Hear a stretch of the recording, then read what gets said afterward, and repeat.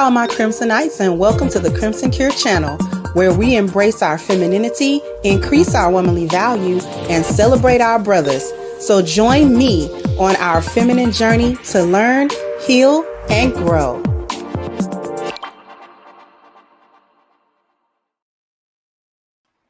Hey everybody, how are we doing today?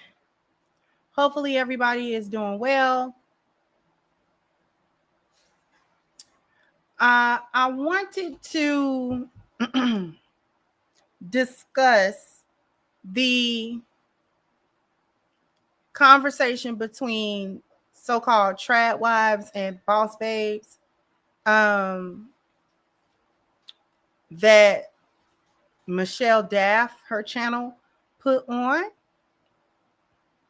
And I just wanted to sort of go over not only what they said, but also to give my answer to the prompts. So we're going to try to get through each prompt in the time that we have. So I have a little bit of housekeeping to do real quick, and then we're going to get right to it.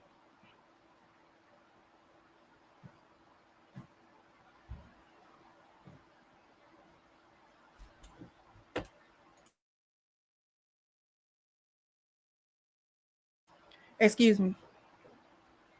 Okay. So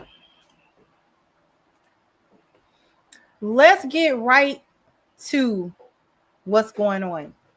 And I did make some little notes, just a few, but a lot of this stuff is sort of goes obviously from the top. You know what? I don't like, let me come back to you real quick. I don't like tradwife.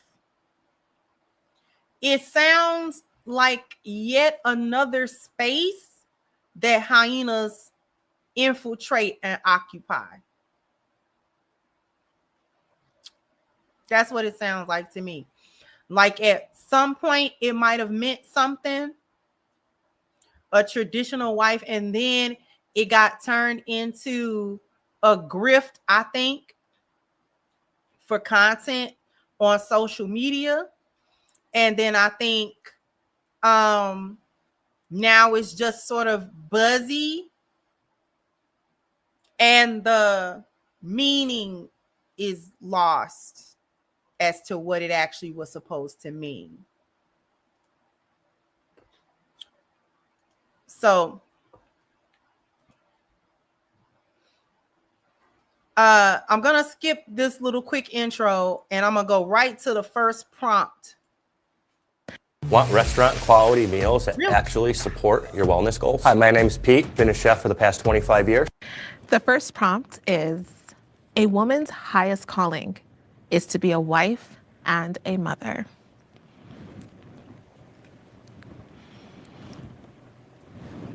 Okay.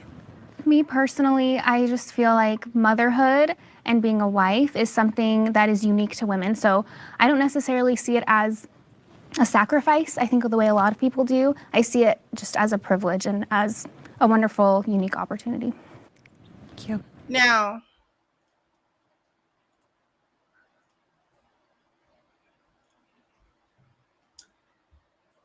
the one in the white that just got through speaking, I didn't know if I liked her answers. I'm just going to be real with you right out the gate. It's not a sacrifice. Yes, it is. Yes, it is. Being a wife and mother, or if you're just a wife, you're not a mother yet, that is a sacrifice. And I don't like it when that sacrifice gets minimized. Hold on.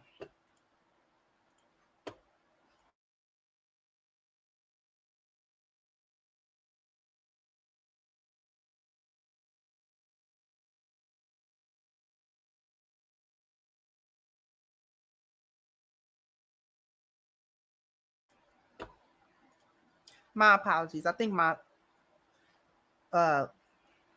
allergies trying to flare up. But I'm going to tell you why I don't like being a wife and mother is not a sacrifice. Yes, it is. When you are being a wife and a mother properly in the way in which is healthy and functional, that is definitely a sacrifice. And the reason that I don't like it being said it's not a sacrifice is that it leans into what women do when done properly is easy street. What we're called to do is simple, but it is not always easy. Just like what husbands are called to do is simple, but it is not always easy just because it's simple in its concept. It's simple to understand. Is it always easy to execute? No, on either side. So when a wife is being a real wife and she's being a real mother, that's a sacrifice upon a sacrifice. It may not be the same sacrifice as men, but we don't have to do the same sacrifice as men. Because if the Most High wanted us to do the same sacrifice as men, he would have made us men. He would have just made men. He wouldn't have made women, and men would have been able to spit out their doppelgangers when they needed to reproduce.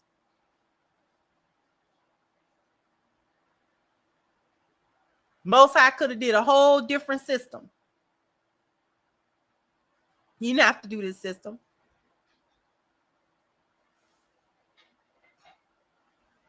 So the sacrifice that women make when they're actually being wives and mothers for real, it's heavy. It's not light. That's not a light sacrifice.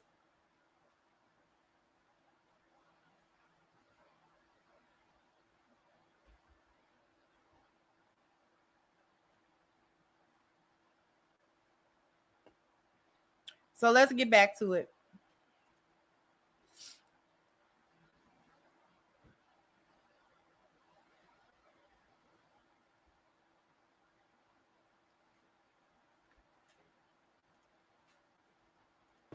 I think it's something biological that a lot of women try to fight, but I think there's a way to incorporate being a mom and being a wife into your life, but it just doesn't have to be your only thing in life. I definitely think that being a mother, particularly, and being a wife, but particularly being a mother is definitely something that only a woman can do. And it's so amazing. And I think that it's probably one of the most fulfilling things and most beautiful things. But I think for those people who perhaps can't have kids, I think in short, I'll say we all have our own destiny and our own calling in life. So saying it's a highest calling, I don't agree with that, but I do think that it's something so unique to women. It's one of the things that makes us so amazing. Yeah. I will agree with her. I think it is one of the highest callings. I'm a Christian, and I believe that the highest calling is to be just a servant for the Lord. And I think being a mother and a wife is a very selfless act. But just because I kind of agree with like Paul, not everybody's called to be a mother, not everybody's called to be a wife. And because some people cannot have children, I do think God has a beautiful calling for them. So that's the only reason why I didn't agree fully. Now, I'm going to talk about her answer. I actually agree with that answer. Being the helpmeet to your husband is the purpose. It is one of the purposes. Purposes are twofold. The first purpose is the worship of Allah. That's the first purpose of male or female creation. That is the first job that we have. That's the first thing that we have to solidify. Obedience and belief in the Most High. Otherwise, you being a good wife, a good mom, that might be okay, but your soul. And I know that there are people that don't believe, you know what I'm saying? They don't have any strong spiritual beliefs or things of that nature. I hear you. But when there is no husband, when there are no children, or when the husband is no more, when the children are no more, you only got one thing left. And if you've been neglecting it, that's not going to serve you well. And in point of fact, it is my understanding and belief that if you do not worship Allah properly, you can't properly be a good wife and mom, because you don't know where the baseline is at. You don't know where the standard is at. Without that spiritual anchor first and foremost, you don't know what man to put your life in his hands. You don't know which man to do that with. You don't know what man to do that with. Because a woman that is in actual submission as a wife, what she's actually done is she has allowed a man to choose her, that she is now going to essentially hand her life over to. He now has authority over her as her husband. That is huge.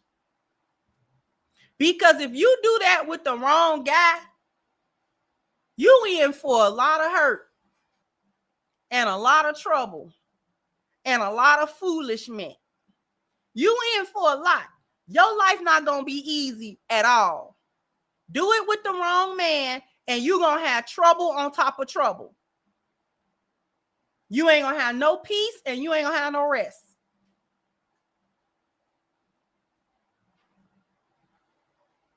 So the spiritual component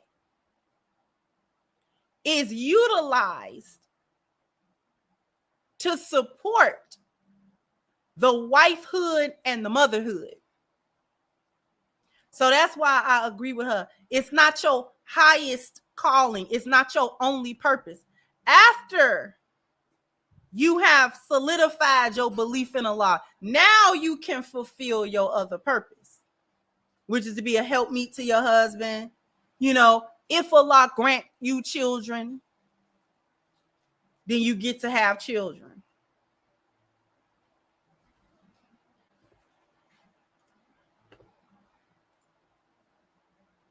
Yeah, thank you.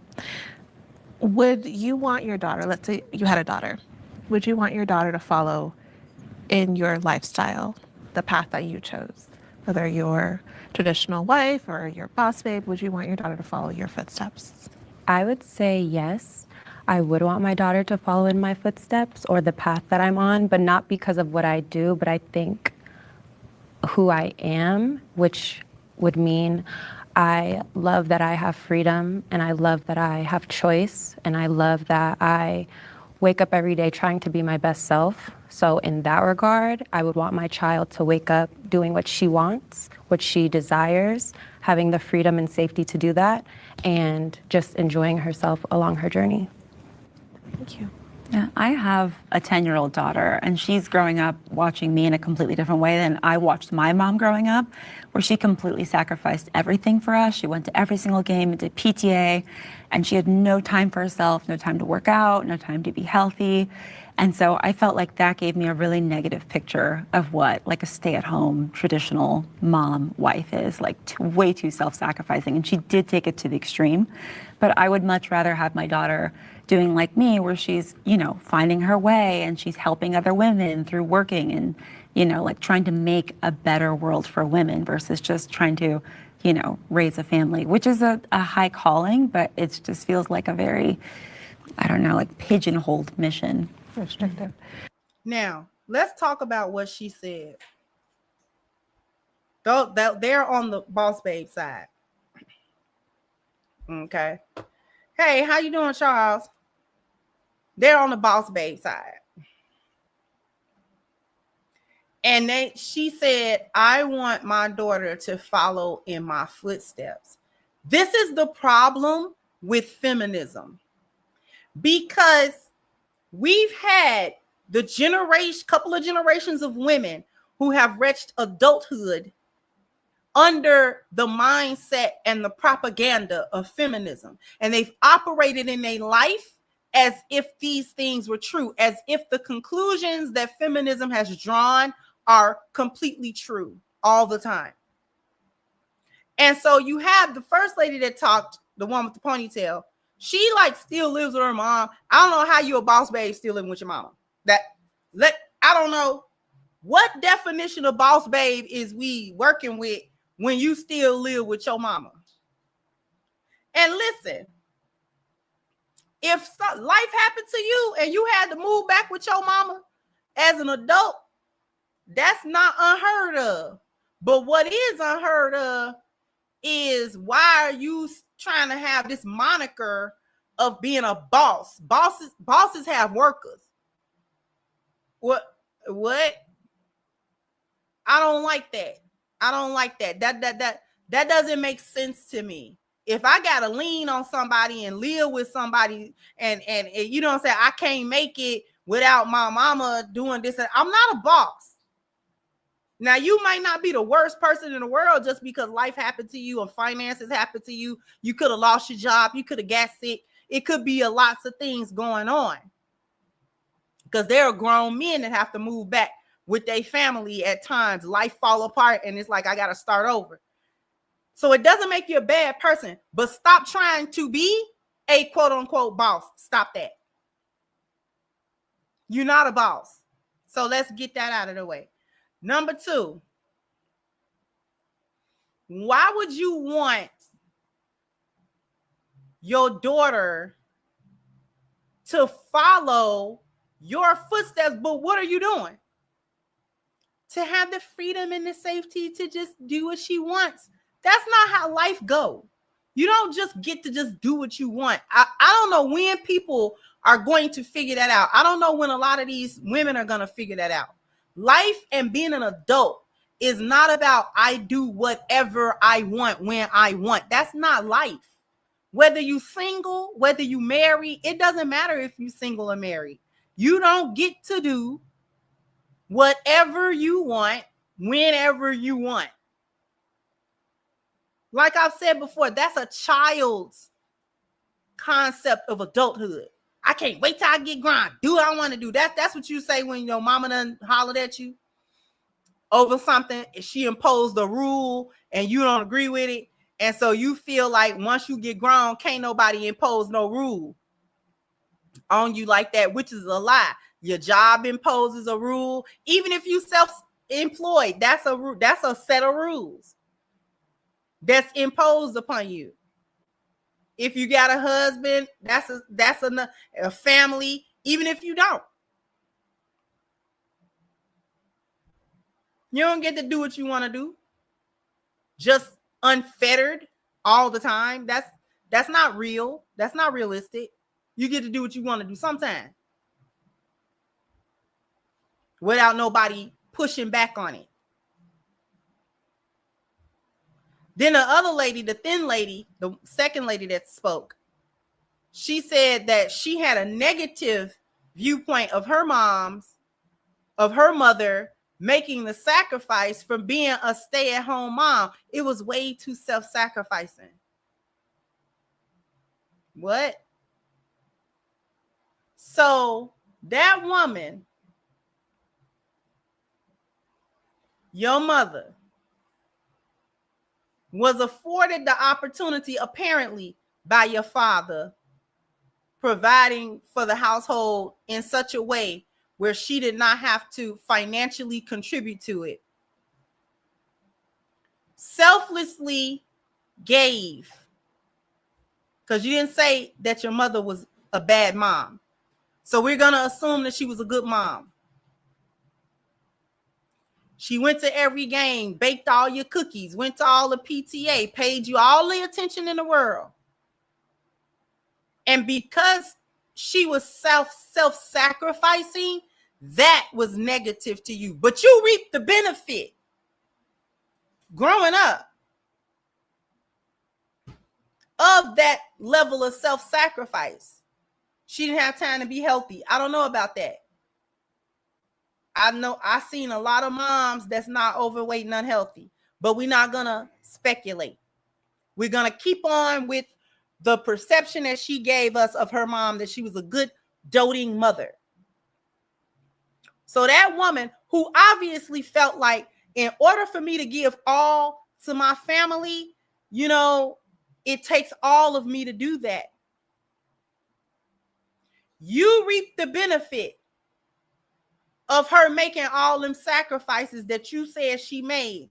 And then when you got grown, you didn't want to repeat it because it was selfless. So now you have a daughter that you're raising, and you feel like, you know, she should contribute to the world through working and through this and that. But that's also a self-sacrifice. That's a self-sacrifice. If I open up all of these different programs and I'm running programs and I'm doing this and doing that, supposedly for the benefit of women, and if I'm running myself ragged, that's a lot of self-sacrifice. That's a lot of self-sacrifice. How many nights have I spent away from my family if I got one? How many nights did I not get sleep? How many times did I run around, you know what I'm saying, and get doors slammed in my face, or get turned down for this grant, or get turned down for that opportunity because I was trying to make other opportunities for people? Stop acting like getting out here working or whatever, you don't give of yourself. It's just what you give yourself to. The difference is what you give yourself to, and what's the return that you got from giving yourself. What was the return on the investment of your time, your energy, your focus, your money, your sacrifices? What are the results? What's the return on that investment? And we think that if we sacrifice all of that and the return come to us in a check, that's supposed to be a better return on investment than if we do it for our families, and we get the reward of that, not only from the Most High, but we also are honored and respected by our family members and the people that we actually sacrificing for. And because that's not a check, that's not supposed to be as valuable of a return. It's all about what you put the value on.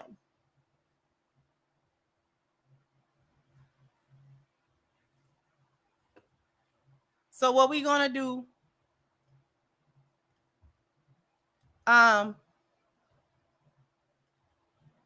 going to skip ahead a little bit.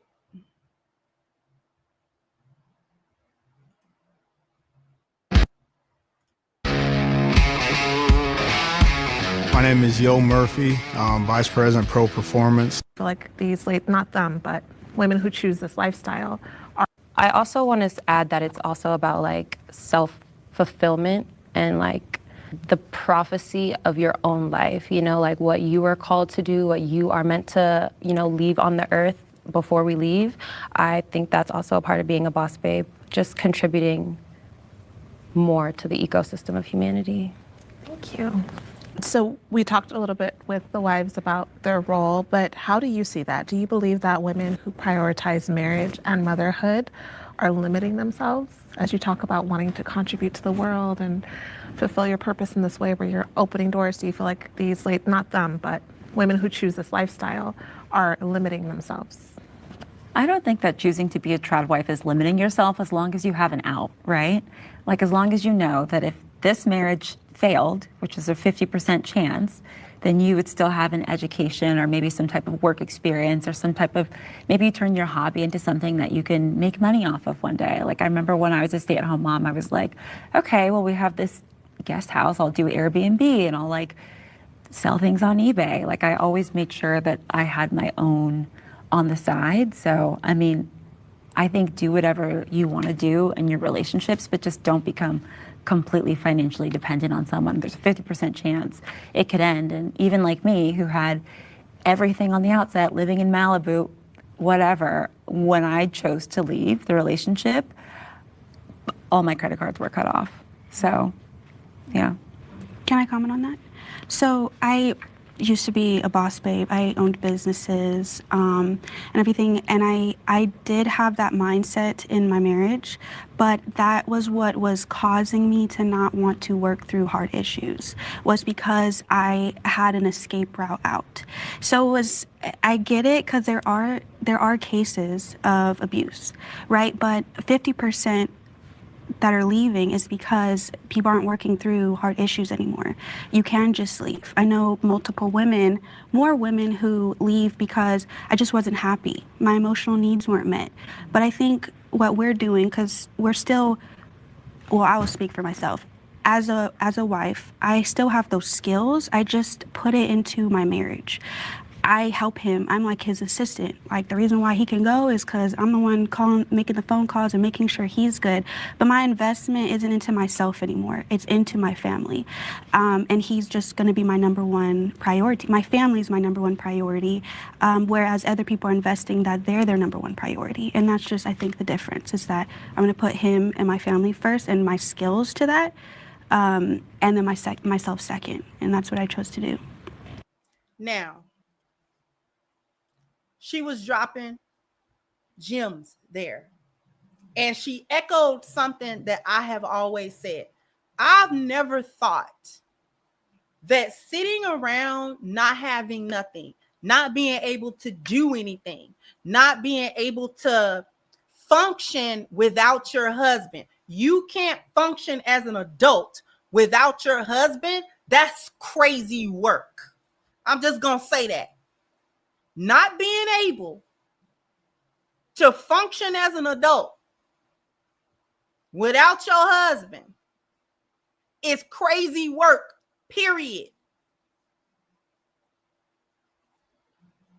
Especially in 2025, where you can function as a female as an adult. Okay? So that's crazy work right there. However, what did the lady say? The first lady that talked about a contingency plan, having the skills that you need in order to have a contingency plan to get out of your marriage.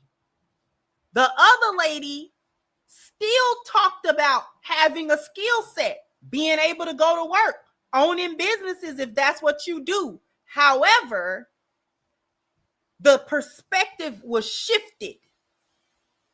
The only difference between what those two ladies said, because they said a similar thing, but the difference is that one lady had a mindset that I need this out because I got one foot in my marriage and one foot out just in case I can go. The other woman said, I got both feet in the marriage. However, the skill set that I have is now poured into us rather than me. I still have the skill set. Nothing is going, once you learn it, you don't unlearn it.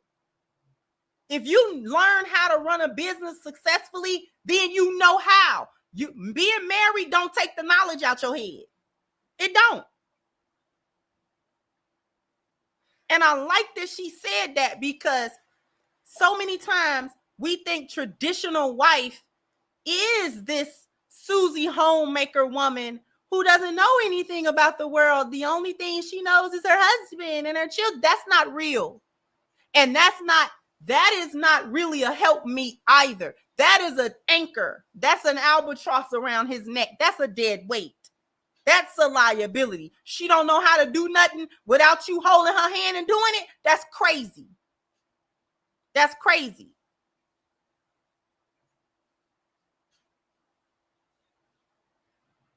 And I mean, you supposed to know how to do stuff. From financial things to secular worldly things to spiritual things. You need to have a jack of all trades. You need to have a general concept of a couple of different things. You need to. Because if you don't have a skill set, a mindset that is functional, you don't, if you don't understand how things work for real, how is he supposed to come to you and get your insight on stuff? How is he supposed to come to you and consult you? You're the lieutenant. You're the second in command. How is he supposed to trust his lieutenant? How is he supposed to trust his right hand if the right hand don't know nothing? How he supposed to do that? What insight, what valuable insight do you have? What valuable thought process do you possess that he can take from? Because that's what you do. I'm so tired of people thinking a wife is just a woman that cook and clean and bust it open and have kids. That is mundane household duties. That's not a wife. Being a wife is more than all of that. You're the right hand. But if you ain't got no brain in your head, what is he consulting you for? You're an idiot. Consult you for what? You don't have any good ideas. You don't have any usable information that he can look to and be like, my wife is smart. My wife is an intelligent woman. She's a thoughtful woman. And I like consulting my wife because many a times I get real good ideas from her. I've made this analogy numerous of times. You got in every plane, in every cockpit across the world, you got two pilots. Unless he piloted a little Cessna or something, a little crop duster. If you are in one of these jets, these jumbo jets, they never have one pilot in that cockpit. Never. Ever. Sometimes they have three. But at the bare minimum, they have two. Because you got the captain and then you got the co-captain.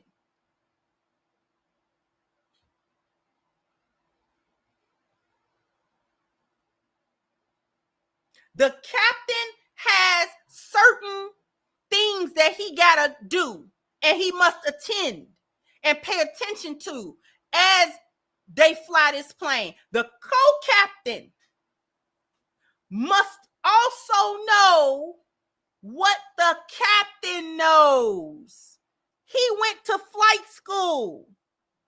Every co-captain, every co-pilot in the cockpit went to flight school too.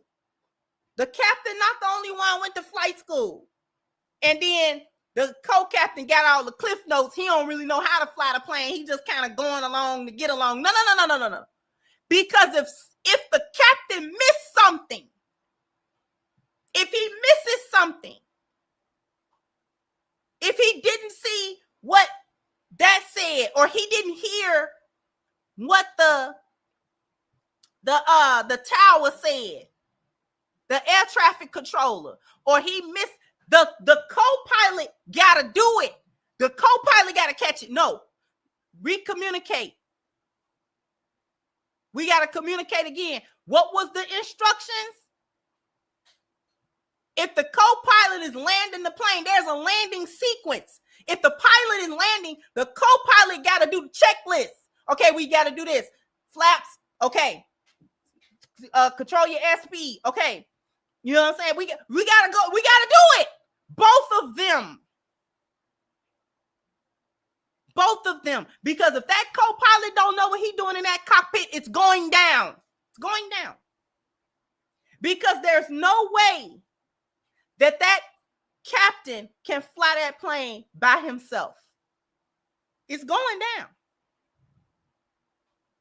It's too much to do. It's too much to do.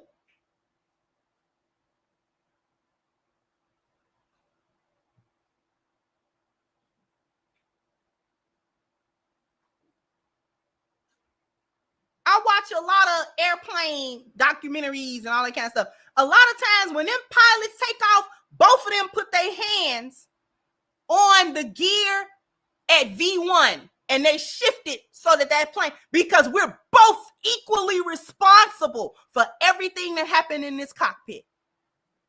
Everything, good or bad. The co-pilot don't get to bail when the plane go down.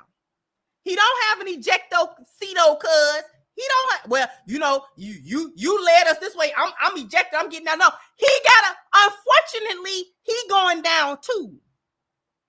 Because he gotta help this pilot get the plane back if they can. If they can regain control and fly it, he gotta help. And if they can't, we die together. We live together, we die together. And that's two men in a profession, in a cockpit, that may or may not have a good relationship or even know each other. And they got to live together and they got to die together. So what about a marriage? What about a marriage?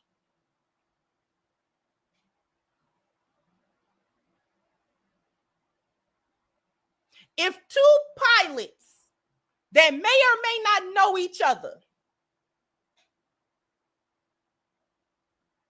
may or may not have a rapport, these are co-workers. And when they both get in that plane and they gotta die together too if it go down, that's the commitment.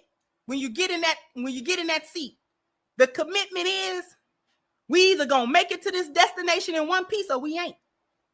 Both of us, not one of us.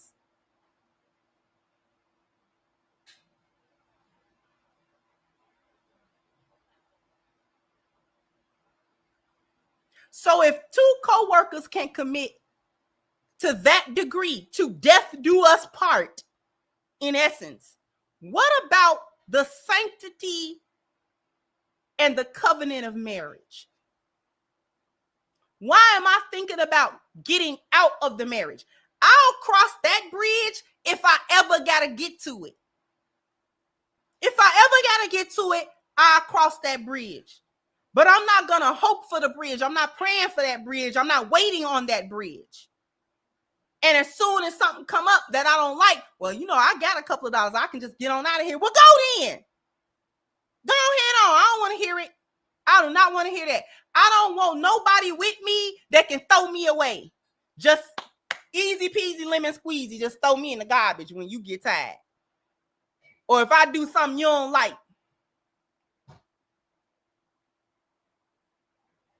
We can't work nothing out. We can't talk about it. We can't work on it. We can't go to counseling on it.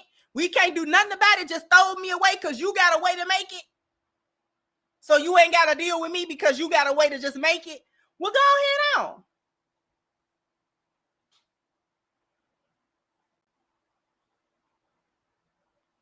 Because in my mind, you don't rock with me how I thought you did.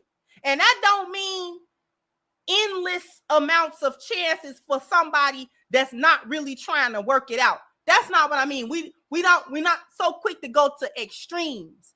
I'm talking about regular marital issues that may come up.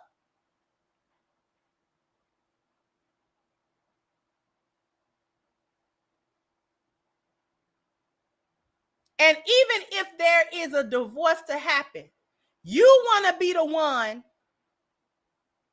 that could honestly say, I literally did everything that I could do to save this marriage, and it could not be saved.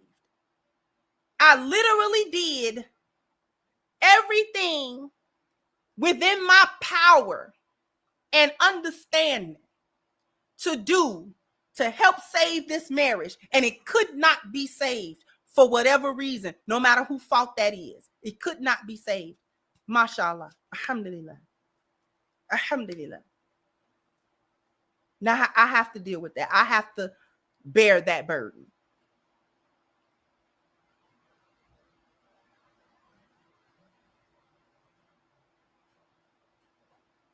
So what we're going to do is we're going to go to a commercial break, and then we're going to be right back. So after these messages, we'll be right back. So I need everybody to go to ashkicking.com. The link is pinned to the top of the chat. That is ashkicking.com. If you want to keep your skin looking and feeling its absolute best, then you need this body butter right here. Please take 10% off using the promo code Crimson at checkout as well. Once again, the link is pinned to the top of the chat, ashkicking.com. Okay. Oh, you guys are bam, bam, bam, bam. You got to hit the like button. Bam, bam. You got to go ahead and hit the like button. Thank you, DZ. Say, hey, Miss Crimson Cure, as a man, I've learned a lot from your channel. I just wanted to say thank you for your work. Thank you. I appreciate you very much.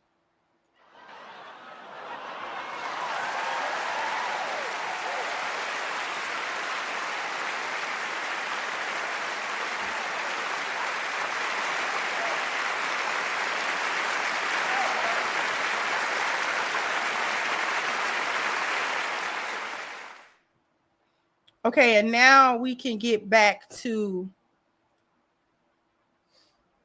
this. We're going to the next prompt.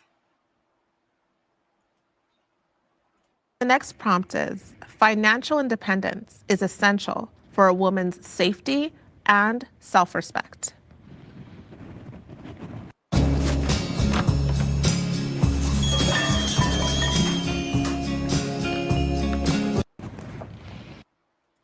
Yeah, just to piggyback off of kind of what both of you guys were saying in the last prompt, I think a lot of focus is always put on if it just doesn't work out. But in my experience, we should also think about the reality in what if your partner dies. That was my case with my dad growing up. It was my mom and my dad, and he passed away when I was 8. So my mom was kind of left to handle the financial brunt of everything. And to this day, she absolutely has, even though I'm almost 30. But I think with that reality, and at least in my life, it's always been told to me because of that you should always still have your own, make sure you are okay, because you're either going to leave by choice or by force is something I always say. So you're either going to choose to leave or you're going to have to be forced to go. So I think just still having your own, even in those untimely circumstances, is still super important to have. Wait. Now, what she said wasn't wrong. She wasn't wrong there. She's saying that the reason that she thinks that is because her mother was a widow. Her father passed away when she was 8 years old, and her mom was a widow. Later on, she's going to say, I don't know if you're going to hear it or not. Later on, she's going to say that she never saw her mother with no other man after that, ever. Not a date. She didn't get remarried. She never saw it. She never saw it. She never saw her mom do nothing with no man, nowhere. Okay. Seems like her mother just said, let me focus on raising my child. Okay. My husband passed, and now I have a daughter, a child to raise. So let me try to focus on that rather than trying to focus on this man and that man and, doing this and doing that. Let me just focus on my daughter to such an extent that if her mother had any dealings with any man, she never let her daughter see her with nobody.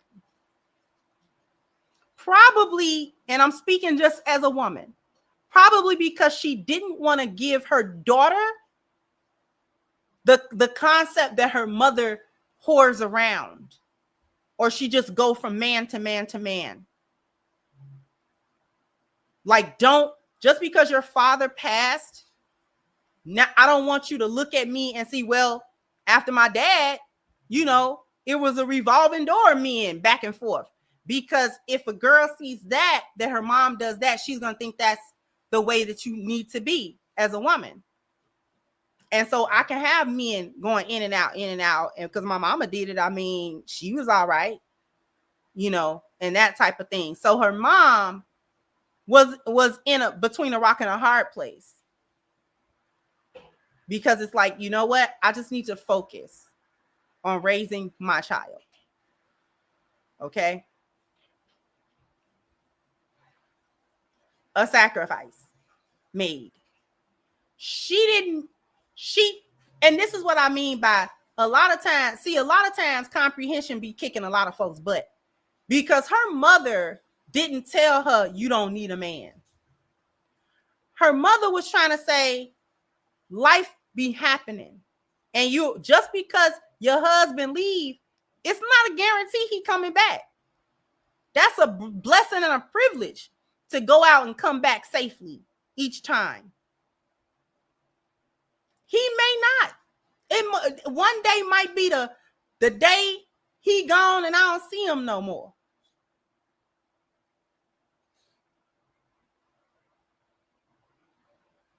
So in case of that, break glass in case of emergency.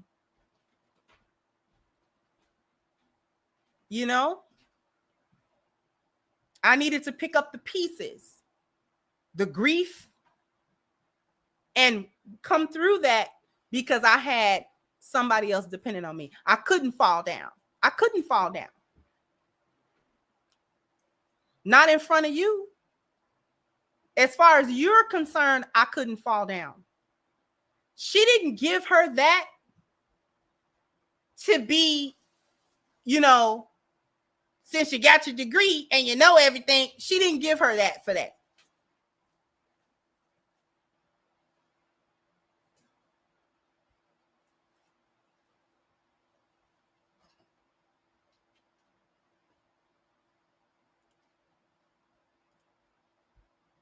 Why wouldn't you guys think it's important? I was shocked to see how you responded to the prompt, honestly. So here's the thing. Because I'm a Christian, I look at marriage as a lifelong union. And what has happened in the West specifically. I'm going to pause her before she gets too far in it, because I don't know that they're keeping up with the actual prompt. The prompt is financial independence is essential for a woman's safety and self-respect. I disagree with that. I'm going to have self-respect. You have self-respect as a woman as long as you're respectable of yourself. That's self-respect. That don't have nothing to do with a job. That don't have nothing to do with the amount of money that you are able to have or to maintain or to put in your bank account. Your self-respect as a woman, your self-esteem as a woman, that don't have nothing to do with the money in your pocket. You are either a respectable woman or you aren't.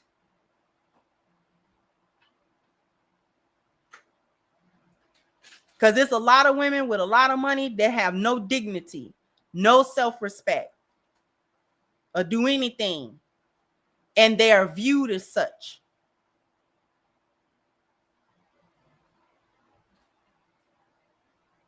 So no, I don't think that it is a requirement for self-respect. No, I don't. Financial independence is not a requirement for self-respect. You either respect yourself or you don't. And if you respect yourself, then other people will respect you and find you to be a respectable person because you carry yourself like a respectable woman. But if you carry yourself like a scut bucket, that's who you're going to be. And that's how people are going to receive you. That is how people are going to treat you. That is what people are going to say about you. And that is how you will be regarded. No matter what, it don't matter what kind of designer, whatever you put on, you're going to be a scut bucket and a slut, or an untrustworthy woman, or a deceitful woman, whatever kind of woman you are, if you don't have self-respect.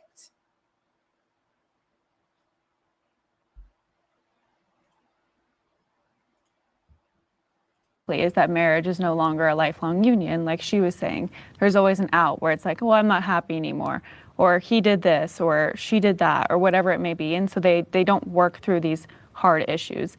My husband and I, there's absolutely no reason I would leave him. And we have that pact with each other. And we did the work before our marriage to make sure that never happens. Now, as somebody who's in a marriage where my husband is the main provider and he works and I'm a tradwife, right? My bank account is linked with his. He pays me through his paychecks. So I think that you can set up this system to make yourself feel safer but we just have a relationship where that's not an option for us. Do you ladies ever feel concerned about not being financially self-sufficient?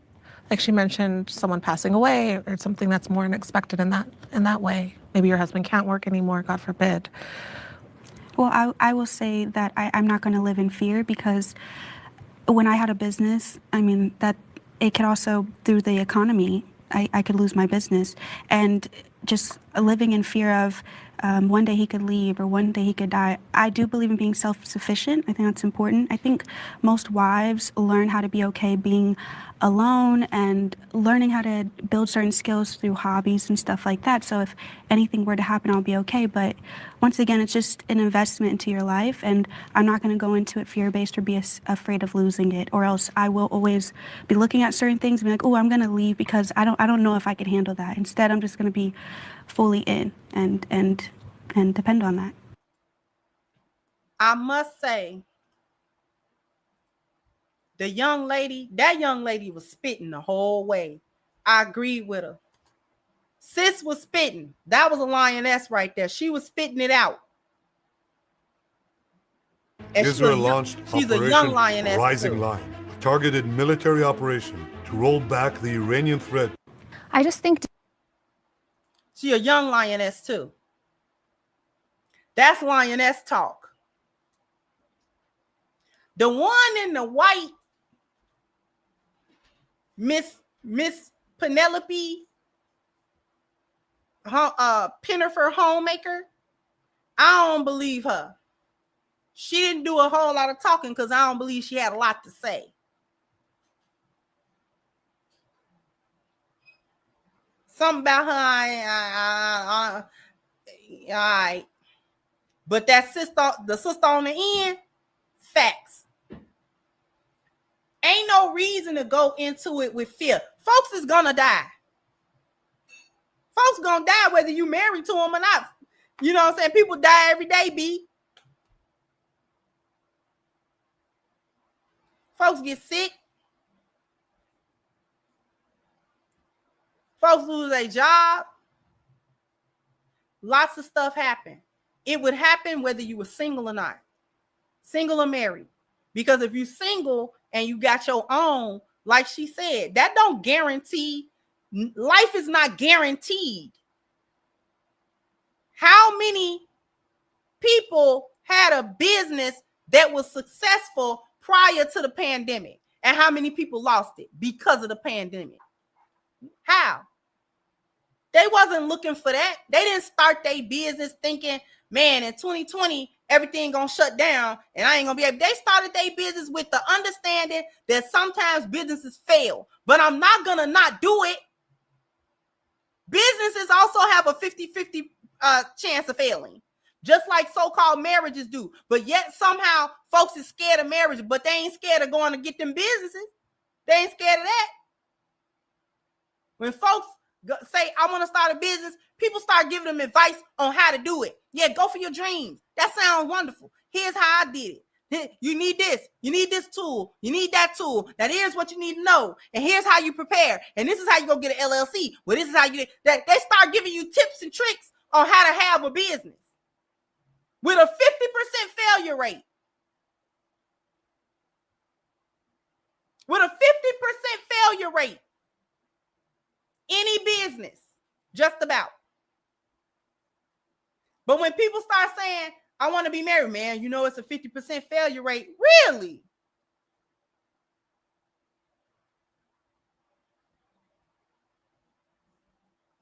Now all of a sudden, we don't know, ain't no tips and tricks to help your marriage be okay. Ain't nothing to be said about a healthy relationship and trying to make a relationship work for real and not based on all this foolishness.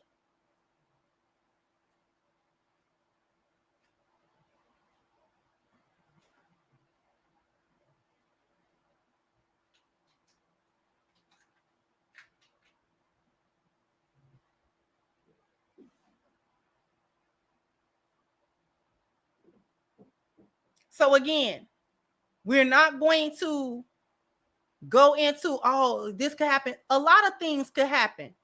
We human beings, we know that.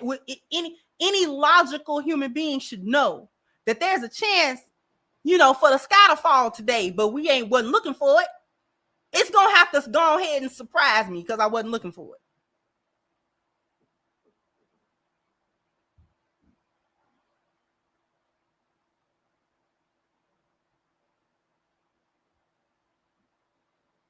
Anything could go down. When I first got married the first time, I didn't think he was gonna be sick. I didn't marry a sick man. But that's what happened. It wasn't all that far down the line either.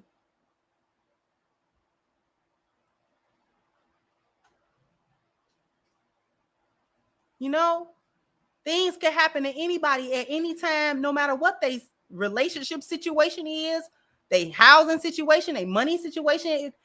Things happen to people. You would have to deal with a downturn in life. I don't care what's going on. The concept that feminism likes to push to women is that if you are single and working, no ill can befall you, which is stupid.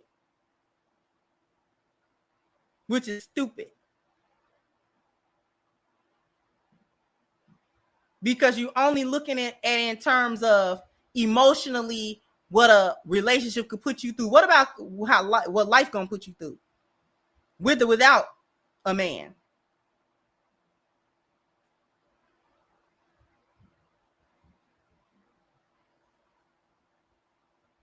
Life gonna put me in through stuff, with or without a woman.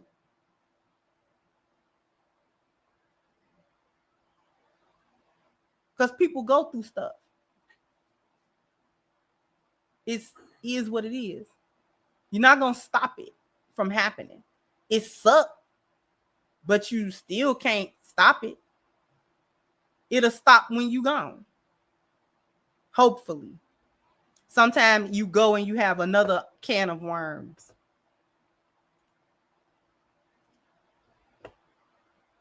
Doing anything in life that is worth doing is going to take risk. And so I think a lot of people think tradwives are dumb, like we don't think about this stuff, but we do.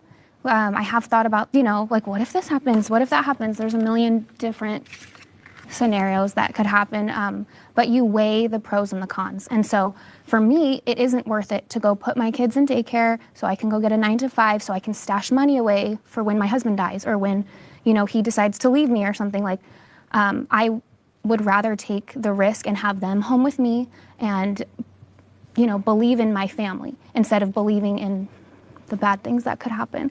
And that is just a trade-off that I think a lot of people have to choose. But I don't think it makes a woman like less respectable just because I don't have a big stash of money, in case. So that's why I did the thumbs down. Yeah, thank you for sharing that. So do you think that being a traditional wife is something that's only possible because of financial privilege and not realistic for lower income households? Because we hear this a lot, like, oh, I would love to be, but I can't because, we can't afford it. Do you think it's something that do you think it's a realistic lifestyle? I don't think it's realistic to be a tradwife for everyone. I mean, most of America who's just running on one income, like married couples, are living very close to the poverty line. And so I feel like you are all coming. Let me address the fallacy. There's a fallacy in the concept, in the question, in the prompt. Do we think that it is realistic for married couples that don't come from a financially privileged space for the woman to be a traditional wife?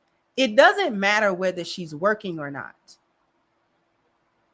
She can be a helpmeet whether she's working or not.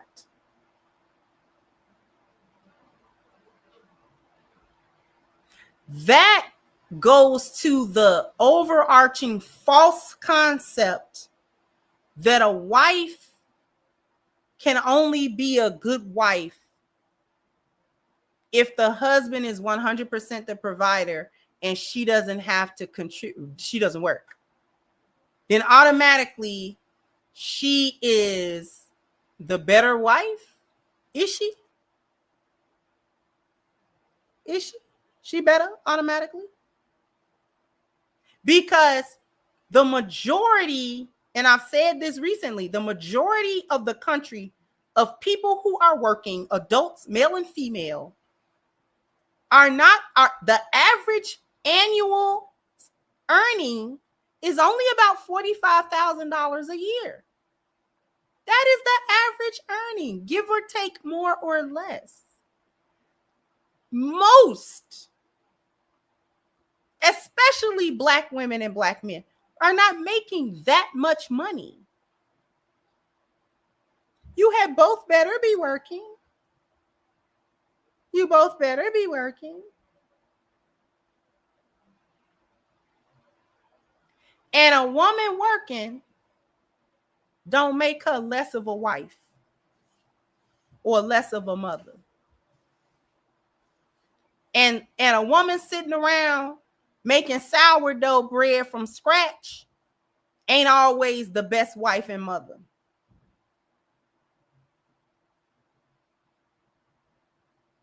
We go back to the video that I did of the woman who said her husband told her she was a bare minimum wife. And she's like, I make the food from scratch. I make the pop. And until she realized that wasn't even what he was talking about. He was talking about her approach mentally, spiritually, energetically to her family and to her children and to her husband. Not whether or not she can make pasta from scratch. That's nice, but we don't care. Pasta, a box of pasta is like $2. We don't care.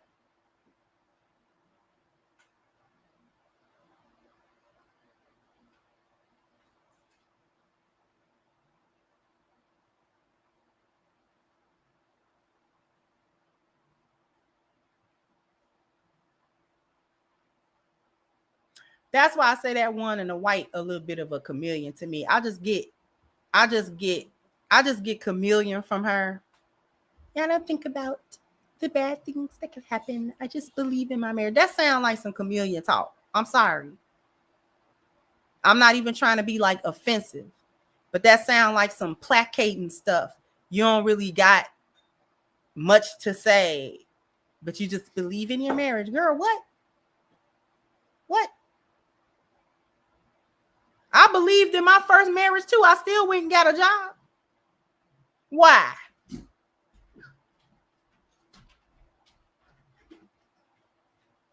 Because he was dying and we both knew that. So why would I not prepare for what I know is coming? Why would I not talk about, I just believe in, you're going to believe in a shelter. That's what you're going to believe in. You're going to believe in a street. You're going to believe in it. You're going to believe in it bad too. You're going to believe in it big. You're going to big time believe in being on the streets of Chicago. Because you saw this coming and you did not make preparation. Long have you foreseen this doom, foreseen and done nothing. You did nothing. I believe in my marriage, right?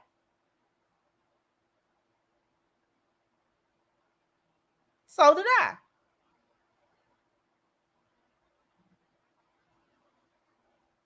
It wasn't nothing wrong with him. I wasn't mad at him. We didn't have a bad marriage because he got sick. We didn't have a bad marriage because I knew that unless I stepped outside and got hit by a bus, he was going first. And he was probably going soon. That was just the reality. And just believe in our marriage. Because I'm a chameleon and I don't have a whole lot to say. So I'm just going to say the little platitudes and, wear my little white Polly Pocket dress and my little baby doll dress. And, just going to have my little hair in a ponytail. And, I make snickerdoodle cookies on the weekends. And, I go to all of my children's PTA meetings. I have to make sure that you go to the PTA meetings. And I just try to be, the best type of wife that I could be. And the moment that my husband does something that I don't want, we're headed right to the divorce lawyer so I could, get alimony for the rest of my life and child support for those children. But I believe in my marriage. Toodaloo. Girl, what? I'm sorry. I should not pick on it. I do not know that lady. I do not know that lady. I'm sorry. I'm sorry. That was wrong. That was not. That was an unfounded attack.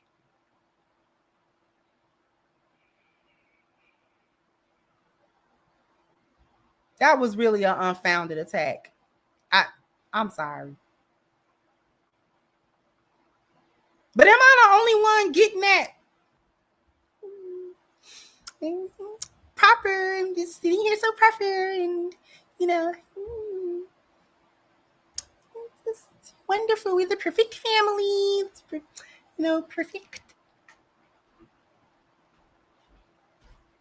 Isn't it so wonderful? We're gonna go on vacation to Disneyland this summer. Yeah. And we're gonna have fun, and we're gonna go to the swimming pool. Girl. What? She look like she get on that man last nerve. I'll be too through if he got a man cave that he don't never come out of. I'll be too through if he got a man cave that he don't never come out of.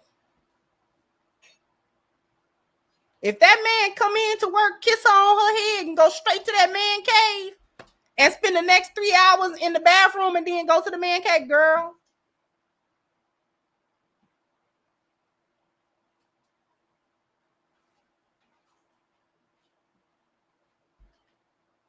We might have to do a part 2 because I'm not going to be able to get through all of these prompts.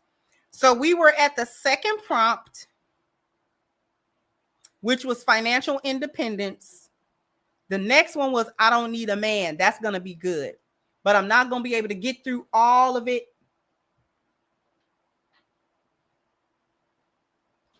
in one sitting. So we're going to have to do a part 2 dissecting of this. Okay.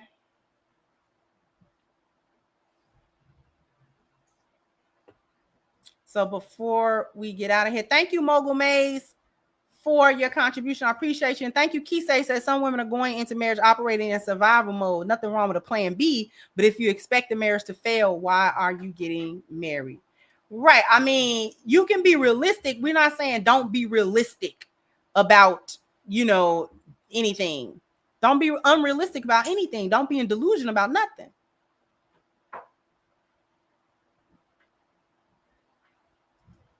I got something to share with you guys.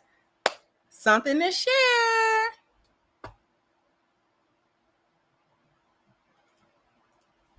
Look it.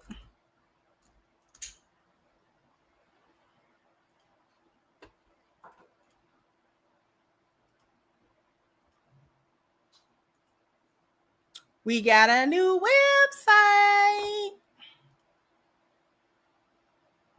Got a new website. It's simplified. There's nothing too much going on.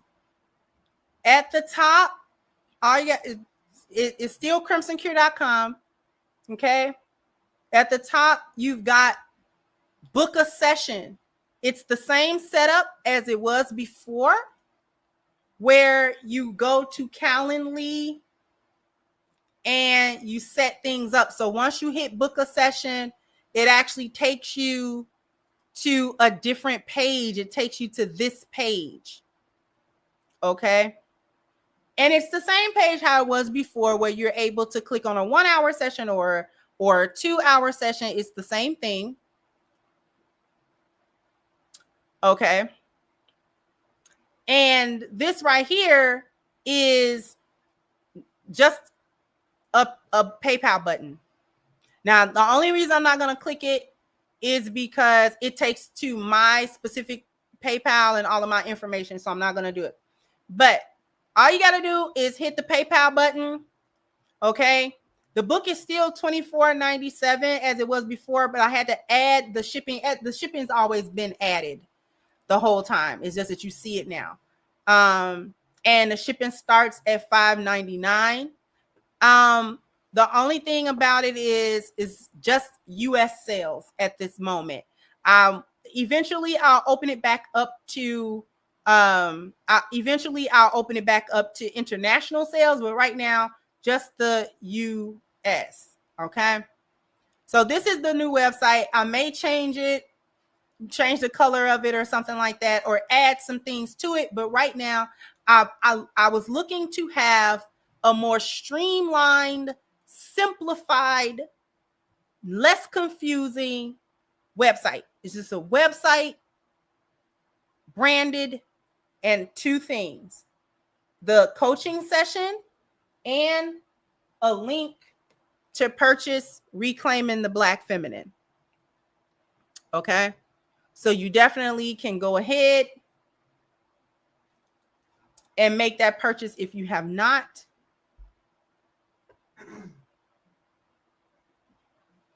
Okay. Deidre said, Crimson, first of all, thank you. So Crimson, what's your view on the idea that a man who earns true respect ensures he can solely provide for his wife and family before marriage? I don't know that respect is tied to his ability to solely provide. If he's a respectable man, he's going to get that respect from his woman. It's all about who he is and how he's carrying himself. Because there's a difference between a man who works hard, and he may not have that $100,000 or whatever. He may not have that, but he's not a slacker. He's not a bum. He's not laying up. He's not just twiddling his toes and hoping for a couple of dollars to fall out of the sky, or anything like that. He's a hard worker, and he really wants to do his best for his family. It's a difference between that guy and the guy, he don't really want to do nothing. He looking for a handout here and there. He looking for you to do it.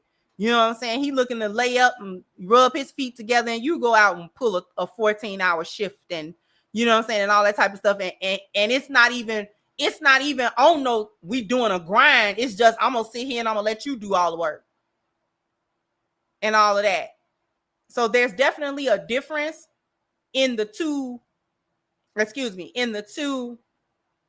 mindsets and how the men are operating. And the women have to understand that difference. Stop getting with a man, quote unquote. He don't have potential if right now he laying up. You ain't even got with him yet, and he laid up not doing nothing. Talking about he want to do this and do that one day. No. I've told women the difference between a vision and a dream. Dreams happen when you sleep. Visions happen when you awake. So a man with a vision is awake, and he's up, and he's working, and he's moving towards it. And he's moving towards that whether you're here or not. Dudes with a dream, one day he gonna do this, and one day he gonna fall from the moon and all that kind of stuff. Well, I don't want to hear that. What's the plan? If you're trying to fall from the moon in the next 5 years, what's the plan? How you gonna get up there? I don't know. That's what I got you for. You know what I'm saying? Supposed to help me figure it out. I'm not helping you figure out your purpose. I'll help you fulfill your purpose, but I'm not gonna help you figure it out. And too many chicks get caught up trying to help a man figure out what he's supposed to be doing. No. If you ain't got no clear idea, neither do I.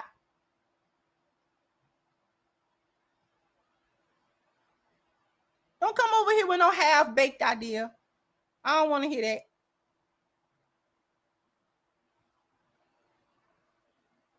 You supposed to help me. You supposed to be a helpmeet. Help me. A helpmeet is not to help you figure out what you're supposed to do with your life in the next 30 days. Boy, if you don't get out of my face, get out of my face. Okay? Because you laid up right now on somebody's couch. I don't even know who she is, but you laid up right now because you ain't on my couch, but you look like you lay on couches. You little couch layer. You got to know the difference between a man. As soon as you meet him, he asking you for stuff. Just like men don't like women. As soon as he meet her, she need a bill paid. Like what? So you ain't got your basic life together? You as soon as I talk to you need your rent paid, girl. Well, then I should hope you know somebody that knows somebody that knows somebody that can pay your rent, because baby, you asking the wrong one.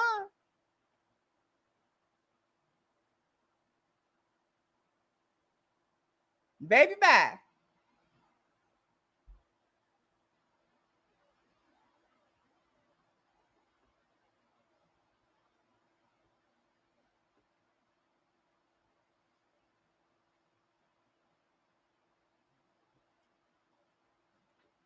You need a what now? You know, soon I don't want to talk to nobody. Soon as you start talking to them, you know, all their problems and, you know, hard. I don't want to hear about your hardships. We've been talking a hot 48 hours.